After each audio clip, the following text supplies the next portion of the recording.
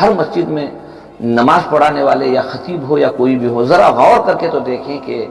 میرے یہاں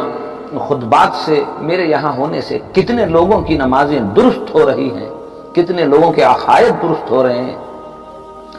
اللہ کے علم کے ذریعے سے یہاں کیا خیر پھیل رہا ہے، کیا لوگوں میں اچھائی آ رہی ہے، کیا لوگوں کے اندر جو برائی ہے یا جو کچھ بھی ہے وہ ختم ہو رہی ہے۔ اگر یہ ہو رہا ہے تو انشاءاللہ آپ کی محنت کامیاب ہے۔ سنیں اللہ تعالیٰ کا پیغام، معلوم کریں کہ ہمارے لیے کوئی نہ کوئی ایسی نصیحت ہو جائے جس سے ہماری دنیا بھی سنور جائے، جس سے ہماری آخرت بھی سنور جائے۔ یا اللہ، تیرے حبیب کی امت آج بہت پریشان ہے، یا اللہ صحیح رہبروں کے ذریعے ہماری رہبری فرما دے، ہمارے حق میں خیر کے فیصلے فرما، جمعہ کے خطبات کو نصیحت و ہدایت کا ذریعہ بنا دے مولا۔ اے اللہ، ہمیں ایسا ایمان عطا فرما جو موت تک قائم رہے، یا اللہ ہمیں ایسا یقین عطا فرما جس میں کوئی بدگمانی نہ ہو، یا اللہ موت سے پہلے ہمیں موت کی تیاری کرنے کی توفیق عطا فرما، خبر کو جانے سے پہلے یا اللہ ہماری خبر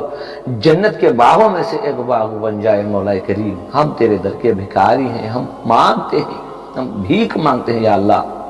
اے اللہ مسلمانوں کی جان و مال کی حفاظت فرما، یا اللہ آسمانی بلاؤں سے، زمینی بلاؤں سے، بیماریوں سے، دشمنوں کی دشمنی سے، یا اللہ غیروں کی سازشوں سے الہ العالمین ہم سب کی حفاظت فرما۔ مولا کریم ہم سب کو معاف فرما دے، یا اللہ ہماری دعاؤں کو قبول فرما، اور جہاں کہیں مسلمان دعائیں کر رہے ہیں تو اللہ ان کی بھی دعاؤں کو قبول فرما، یا اللہ تو بڑا سننے والا، بڑا جاننے والا ہے۔ مولا کریم ہماری زندگی کی کمی کوتاہیوں کو درگزر فرما، یا اللہ ہم سب کو نیک ایمان والے کامل مسلمان بن کے زندگی گزارنے کی توفیق عطا فرما۔ اے اللہ جو مانگا ہے وہ بھی، جو مانگنے سے رہ گئے وہ بھی ہم سب کے حق میں قبول فرما۔ ربنا تقبل منا